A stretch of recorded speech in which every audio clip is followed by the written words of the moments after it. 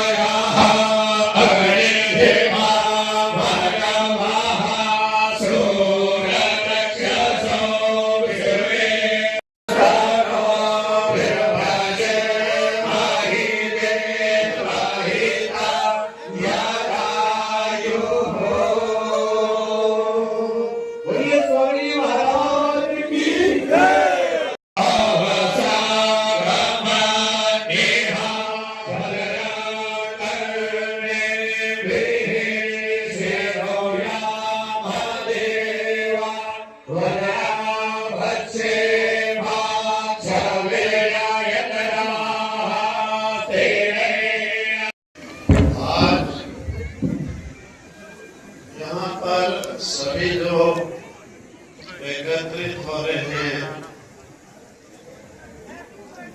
वैसे तो महात्माओं का ना तो जन्मदिन और ना मरणदिन होता, क्योंकि हम लोग उपासक होते हैं ब्रह्म के, परमात्मा के। ये देश भी अनेक देशों का एक देश भी बन जाएगा। फिर ओम तत्सत, ओम तत्सत।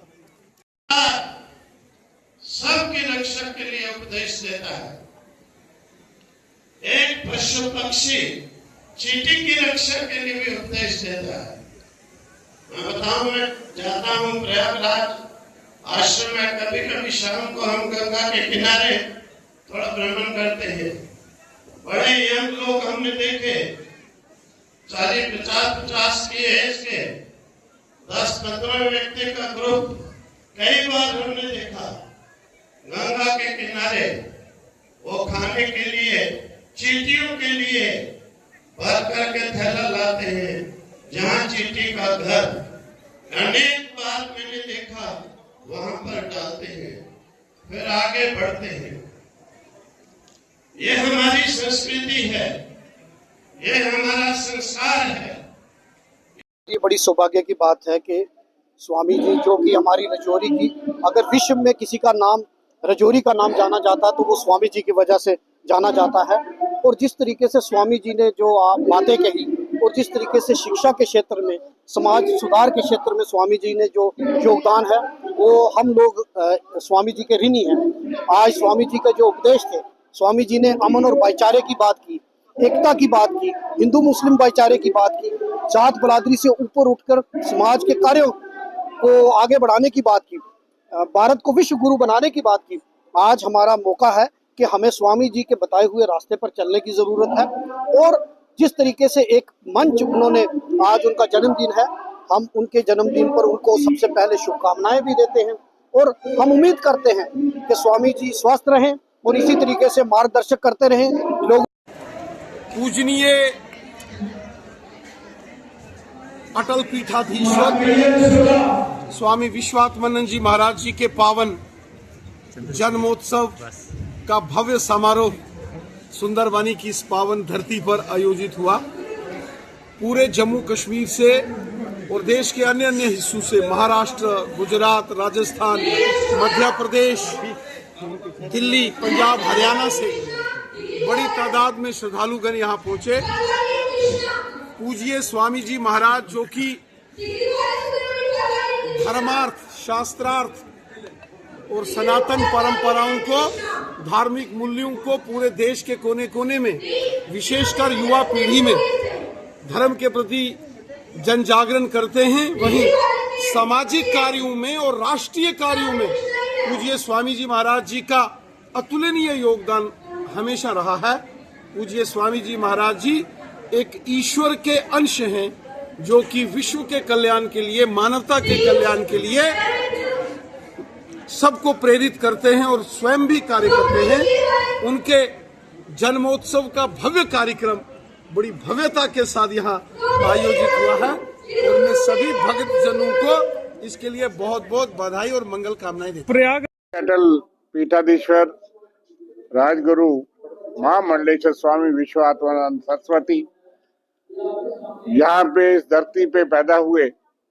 सुंदरबनी की धरती को पहले नमन, और उस माता श्री की कोख से जिससे पैदा हुए भगवान भी इस संसार में आए कोई उपदेश और आदेश देने के लिए, तो उनको भी नमन।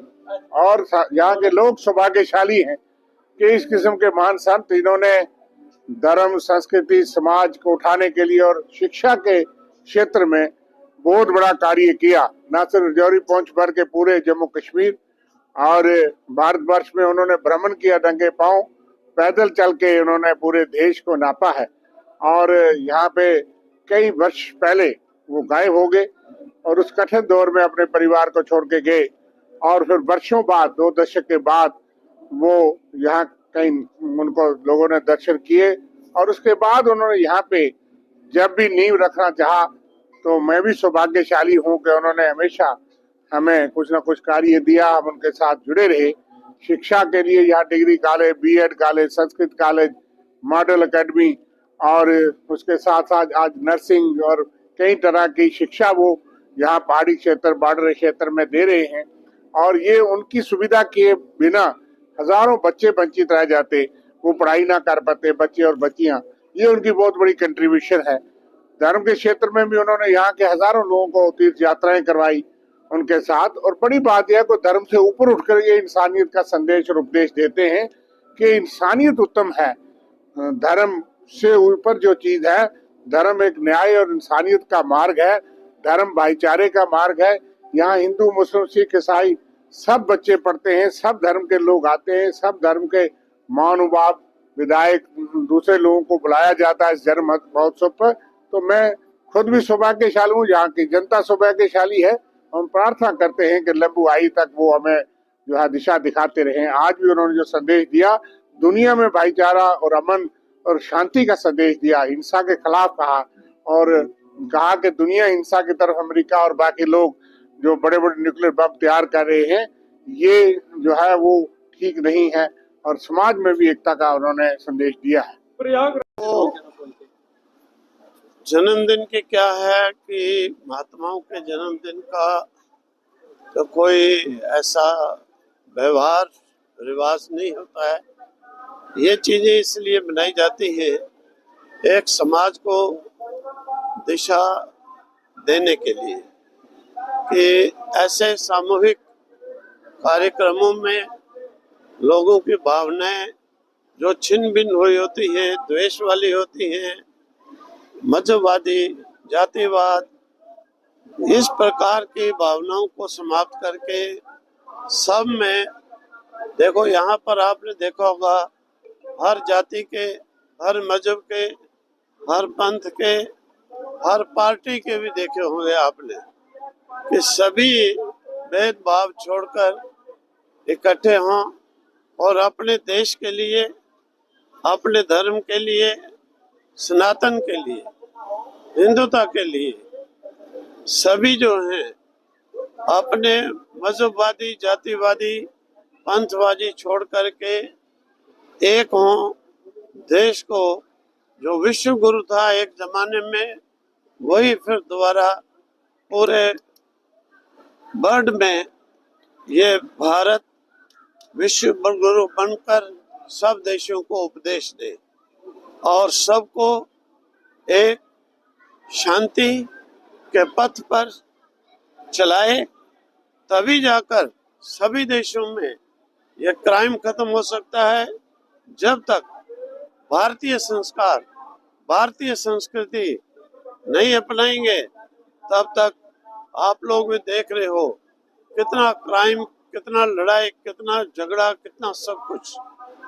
और ये सारी देन है कि मजहबवादी, जातिवादी आदि के विचार की। इसीलिए ऐसे अवसर पर सभी को ये पहचान कराई जाती है कि शरीरों की दृष्टि से भले ही हम अलग हों, घरों की दृष्टि से हम अलग हों, लेकिन आत्मा की दृष्टि से ना हिंदू अलग है, ना मुस्लिम अलग है, ना ईसाई अलग है। आत्मा सबके अंदर एक है, किसी जाति किसी मजहब वाली नहीं है। इसीलिए हमें भी ऐसा स्वीकार करना चाहिए। आपस में जाति से उत्पन्न, मजहब से उत्पन्न, देशों से उत्पन्न द्वेषों को त्याग करके एकता का उपदेश ग्रहण करना चाहिए। और इस अवसर पर सभी यहाँ पर एकत्रित हुए। बहुत अच्छा प्रोग्राम, आप लोगों का, मीडिया वालों का भी बहुत अच्छा सहयोग रहा कि आपने भी सभी तक मैसेज पहुंचाए। ओम शांति शांति शांति।